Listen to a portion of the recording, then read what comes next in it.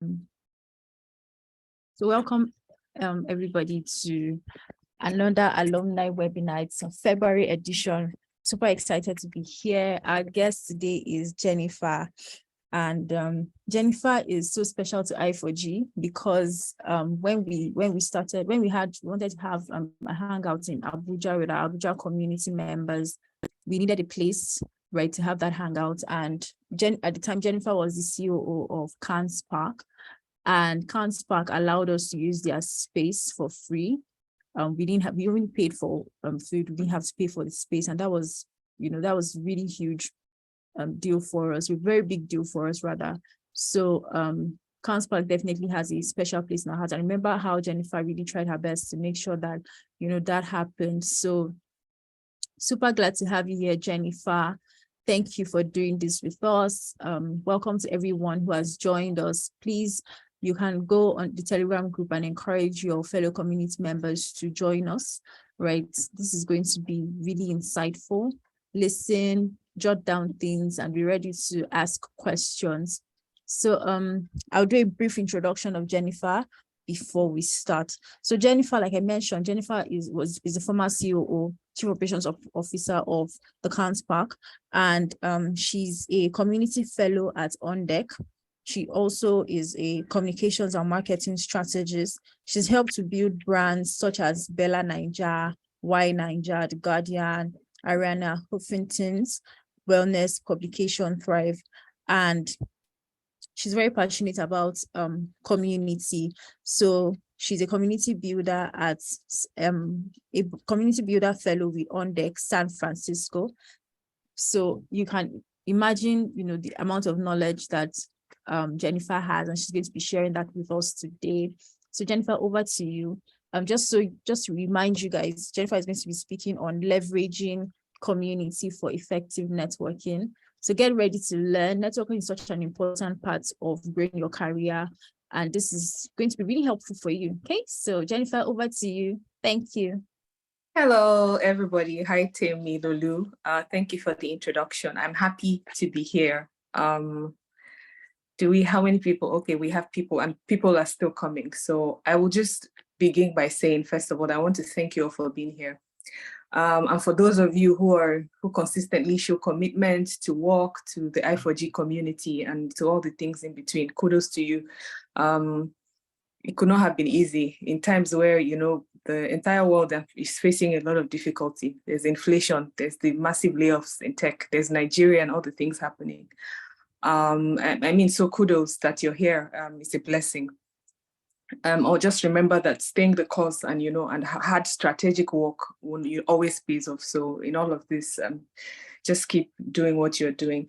And also I want to thank the team at Ingressive for putting this together, and constantly offering valuable programming and all of these insightful things. I'm sure there are even scholarships, for people, and sometimes I'm sure community managers like Temi and Dolapo and everyone, works overnight or over, extra hours to put this together. So, it's a good thing. Well done on that. So I'm just going to do a brief introduction of myself. My name is Jennifer Eje. That's my husband's name, Eje, but Nagu is the name I've always been, my father's name. I started my career as content writer. I didn't help build the brands for Guardian and Y Naija and Bella Naija, as she said. But what I did was I started my career as content writer. And so I wrote for platforms such as Bella Naija, I wrote for Y Naija, I wrote for Guardian newspaper. And presently I write for startup here in Boston. And aside from that, my content writing, the background that I have, as she said, worked as head of communications or head of community for the Cannes Park. And then I went on to become chief operations officer for the brand as well. I became community fellow at the time with On Deck. I am fellow what's her name, with Hanifa, and that's where I met her on the platform. So that's just me and the background that I have. But I'm known as basically as a communications manager, communications and a sprinkle of PR, brand managing, community as well. Those are the things I'm passionate about. So for an icebreaker, I want everyone, please, if you're here with us, leave your name, your organizations, and the organization you work for or whatever you do. Leave your name, your organization, and one interesting thing about you in the comments, so that I can see the people who are here, and then I can at least maybe call you by name if I have any questions, or if I want to, make some analogies. So please leave your name, organization, or what you do, and one interesting thing about you in the comments. I'm going to wait for some 1 minute for us to do that, and then I continue.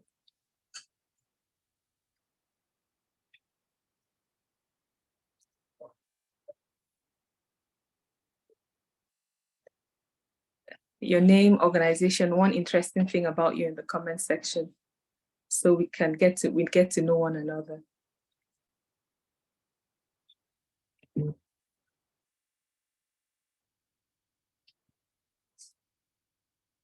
not seeing any responses.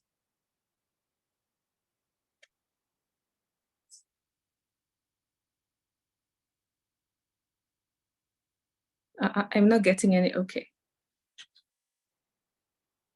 Oh, hi, Temi Lulu, communication strategist.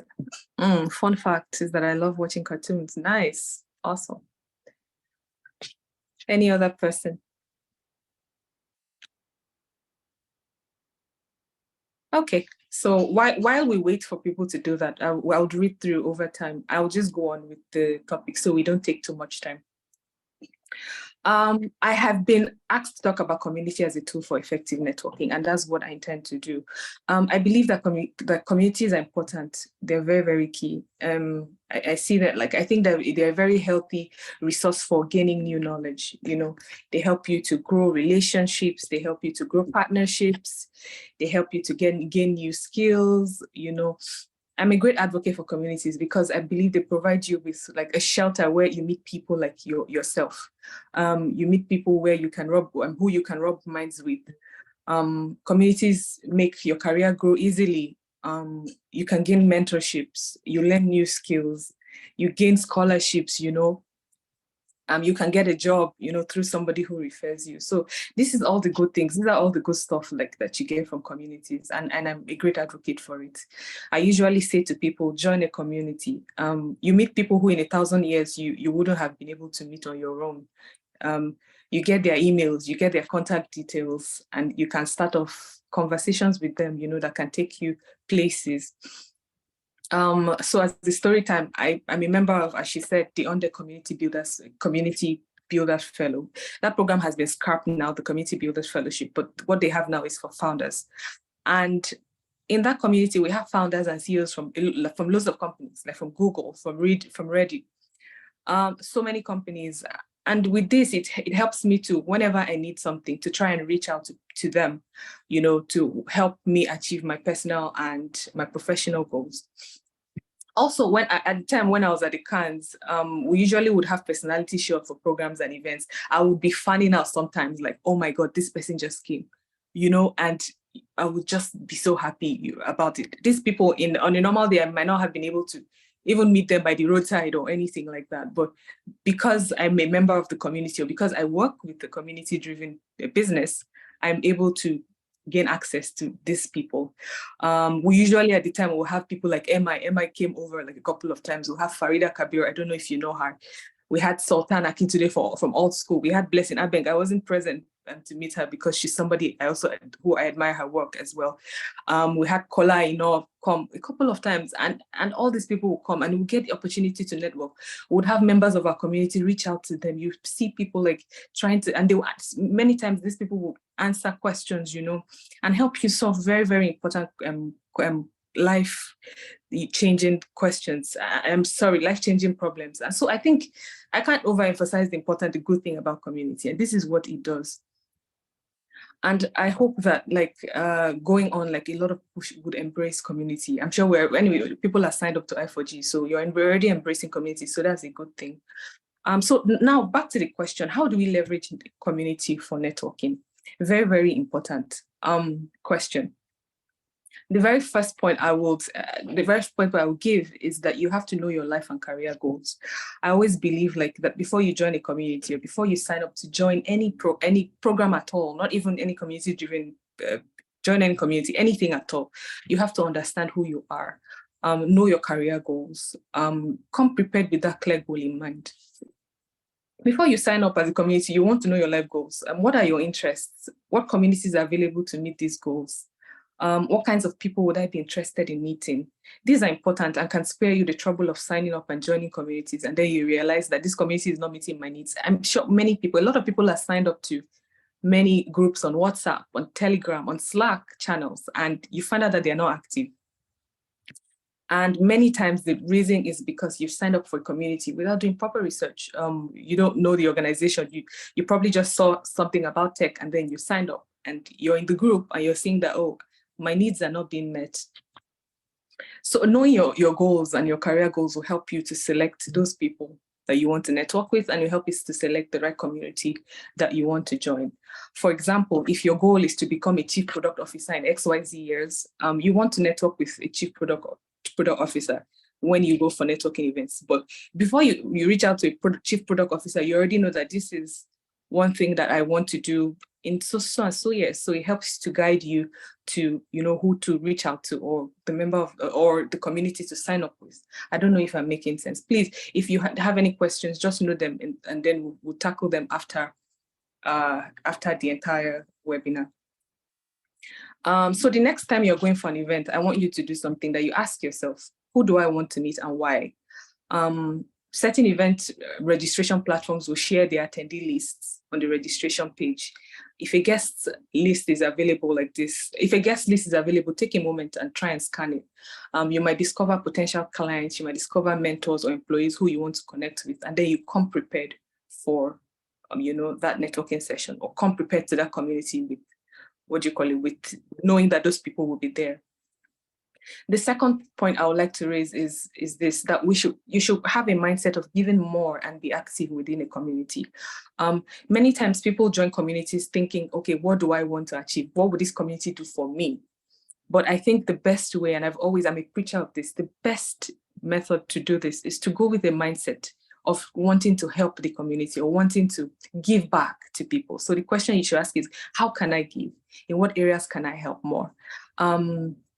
People look at networking community from the angle where they ask, where can I get community? I said that before, but I believe that you should ask these questions, because by doing this and by offering help, you're at the top of you're at the top of mind in your community. So people who are maybe high net worth, or people who have achieved who have gone a certain level in their careers, because you're active and you're always contributing, or you're always when you're always attending programs like this, people remember your name. And when it's time for opportunities like that, when opportunities like that come up, you're top of mind, they contact you. It applies for mentorships and partnerships and relationships as well. Generally, everything. Approach community from the mindset that I want to help. And by doing this, you're top of mind. People remember you. The community managers remember you. Your mentors remember you and see that this person is a giving person. And so therefore, I can give back to this person in return. So I think that's very, very important. Another point I would like to raise is that you should be able to articulate your goals in simple terms. There's a saying I wrote down by Albert Einstein, which says, if you cannot explain it, you don't know it well enough. So you already have your career goals, you know all of those things. The question is, can you talk about it in a very simple and convincing way? It's something we should all learn to do. You want to be able to sell yourself simply, and you want to be able to convince people to buy into your goals. This way you sound authentic, and the person who you are talking to knows what's all about you and understands where he or she might be able to provide help to you. I find that so many people don't understand what they want out of life as a whole, and so therefore they become unable to sell themselves and answer key questions about where they see themselves in a couple of years. And so because of this, when you approach somebody while you're networking, the person does not really understand, or the person sees you as, oh, this person he's all over the place, so there's no way or no avenue where I can be able to help this person. So it's very important that you're able to communicate and convince people, to buy into whatever it is you're trying to sell them. So I'm going to go into the networking aspect of things now. I've talked about the background. I started by telling you about community and the benefits of it. I spoke about the things you should have in mind. First of all, that you should try and give more, change your mindset and be all about giving more to the community, being active, showing up, and trying to connect people. This way you're top of mind. One other thing I talked about was being able to articulate your goals in simple terms. So when it comes to networking now, like there are certain things like we should look out for. I'm going to be breaking them down as I go on. But first of all, I'd like to ask a question, another icebreaker. Can you rate your networking skills in the comment section? So how many of us are engaged, how many of us have been able to network or have like some networking experience? And can you rate it 1 to 10? How good are you at networking? Leave it in the comment section, 1 to 10. Are you an 8? Are you a 6? Are you a 5? You can leave in the comment section. Oh, Kayode says he's 3. Oh my God. Well, 3 can become 8, Kayode. 7, oops, she says, Temi says she's 7. Oh, so good. You can become a 10. 5, oh, William Praise says he's a 5. Good. So, I mean, some of us, we already have like to an extent, no one is a 0. So, I mean, you can improve in your networking skills. One thing I'd like to say is, first of all, networking takes practice. You're a 5 now, but the more you do it, the better you get.